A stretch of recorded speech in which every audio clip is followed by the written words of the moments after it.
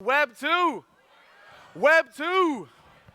If you're on this side, just clap as loud as you can. I just want to see how loud you can get. How loud can you get? How loud can you get?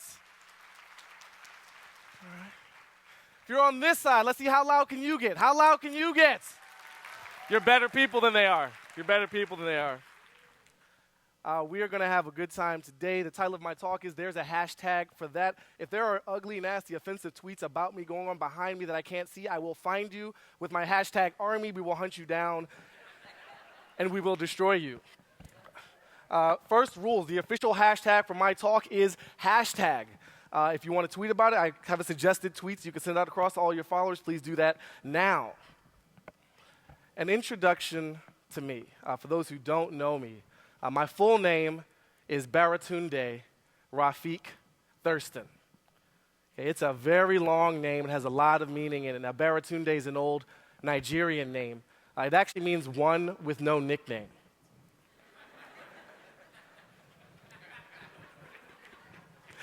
Rafiq's different. Rafiq's an old Arabic name. That means really no nickname. And Thurston is actually an old British name, which means property of Master Thurston. A little slow. I can see some of y'all weren't expecting that last one. It's all right. Neither were we. So there's that. People are always talking about how artists should monetize, should productize, should merchandise, and I tried that with that last joke. I came up with what I thought was a brilliant piece of athletic wear. Under the hashtag things that do not sell. I had a property of Master Thurston t-shirt. No one bought it. Made people feel very, very awkward. A quick background on who I am and some of what I'm about before we get into the details of the topic.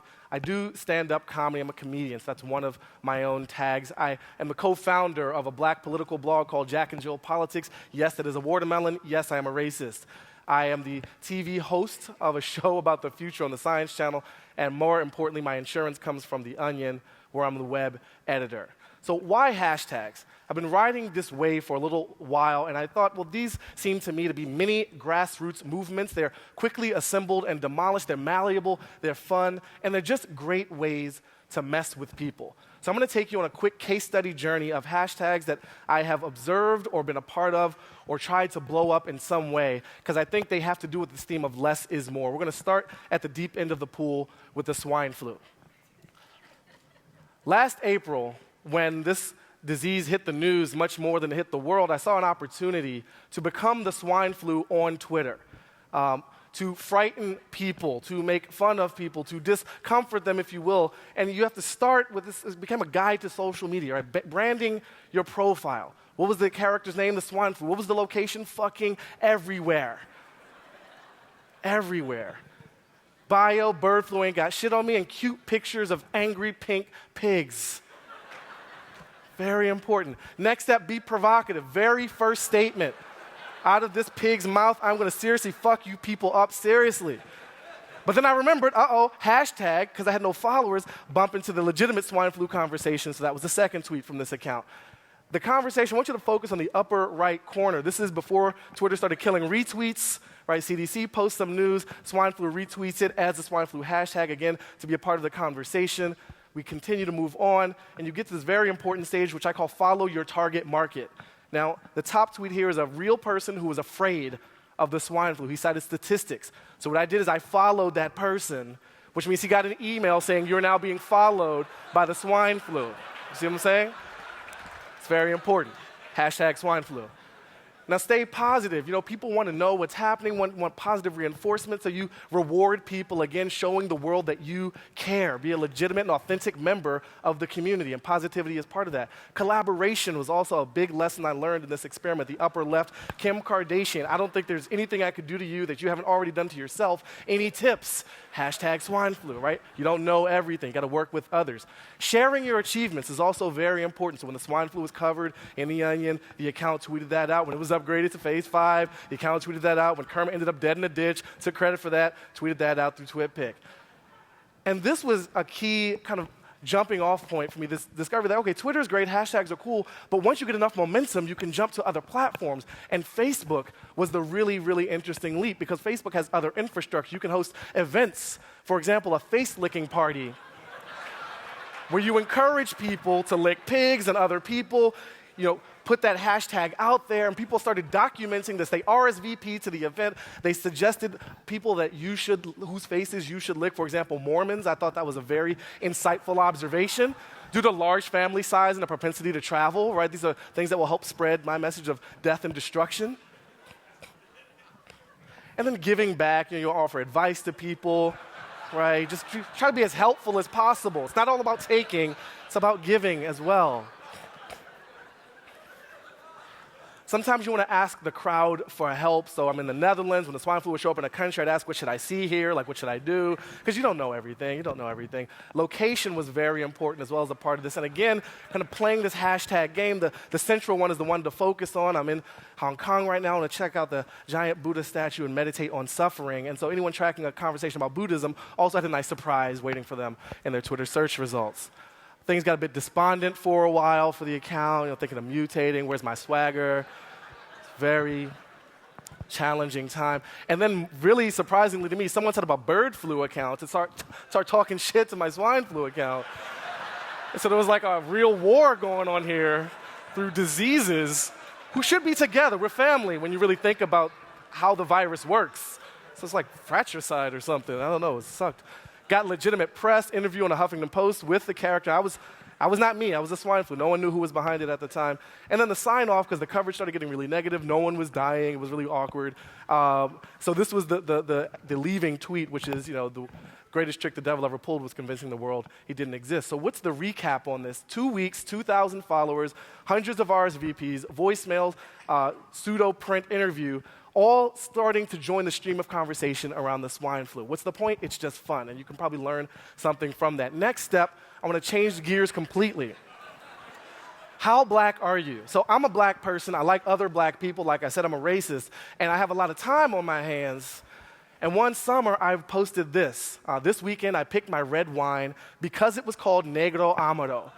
And I posted at 7:32 a.m. and tweeted my friend Elon James, who is a fellow black person. He's a comedian, lives in Brooklyn, uses the word son a lot, loves brunch. 7:32 a.m. 2 minutes later, he responds, challenge, son? I told you, he uses the word son a lot. And 2 minutes after that, he posts, I often answer questions of great importance with Biggie Smalls quotes. How black are you, right? So then we're going back and forth. Despite the possession of an Ivy League degree, I often ask people questions, an Ebonics reference. How black are you? And then he comes back at me. Not only do I know why the caged bird sings, I also feed it, clean the cage, and I name the bird Taniqua.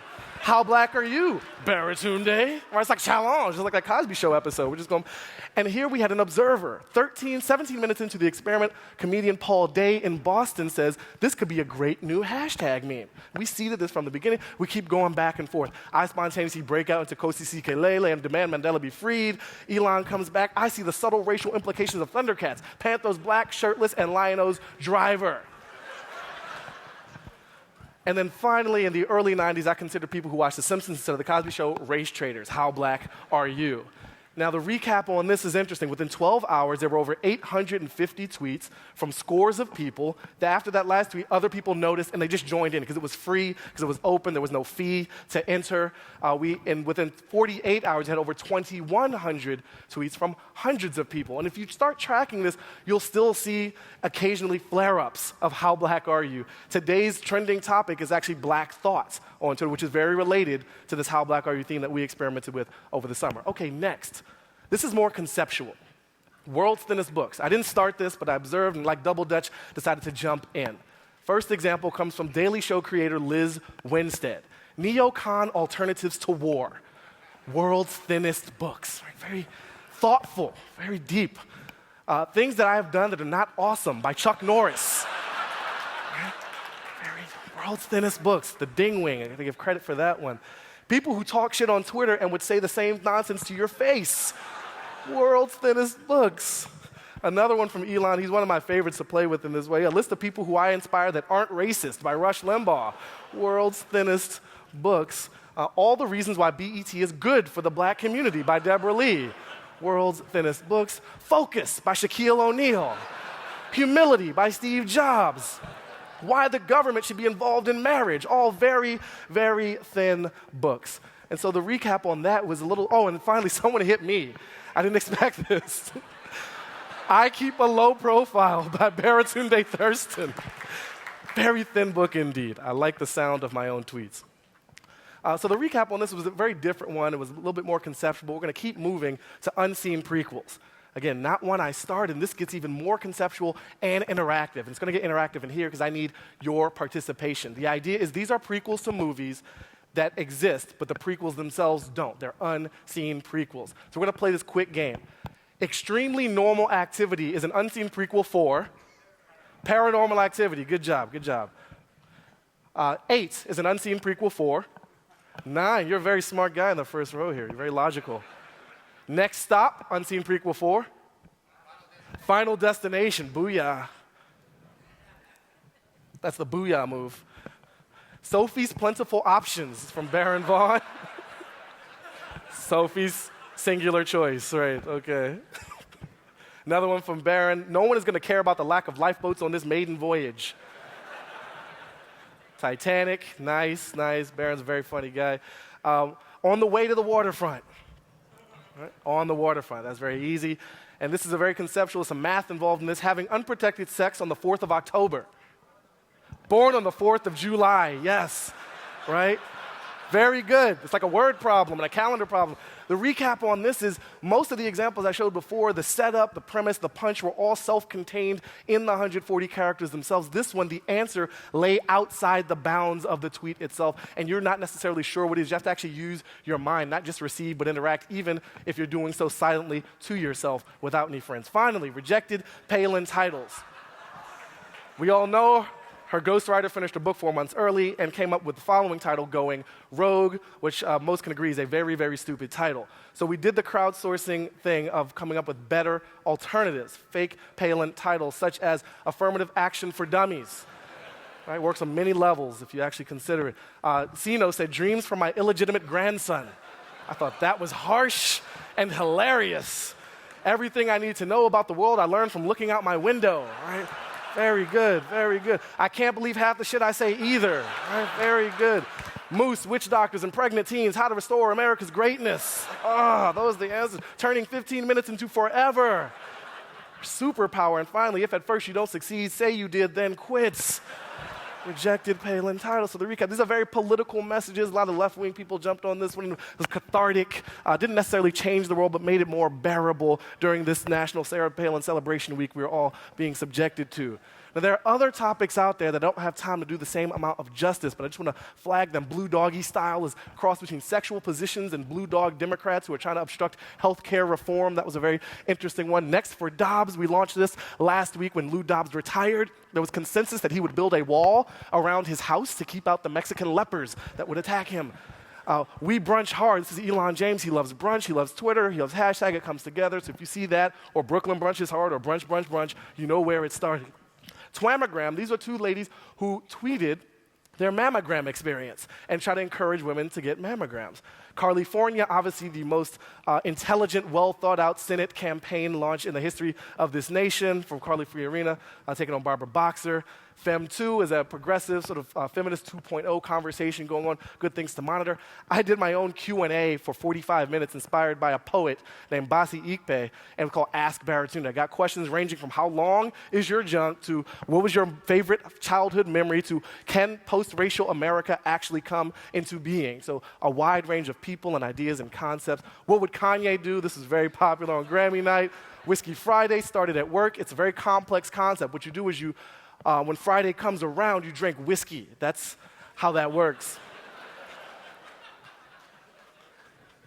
And in the future, where might this end up? So I was having dinner with some geeky, webby people in town, and the phrase great moments in Twitter history occurred. And we raced to our digital devices, and I won this domain name, greatmomentsintwitterhistory.com, because what I wanted to do is try to capture these great moments, often building around a hashtag, to explain their origins, to capture the full timeline from the beginning, to be able to have people vote up and down so you get the best of, grab excerpts, you can put together your own timelines, see who participated, how it spread, where it might have jumped to, maybe even start a conference called What the Hashtag, which would be pound, WT pound, to make all sorts of loot.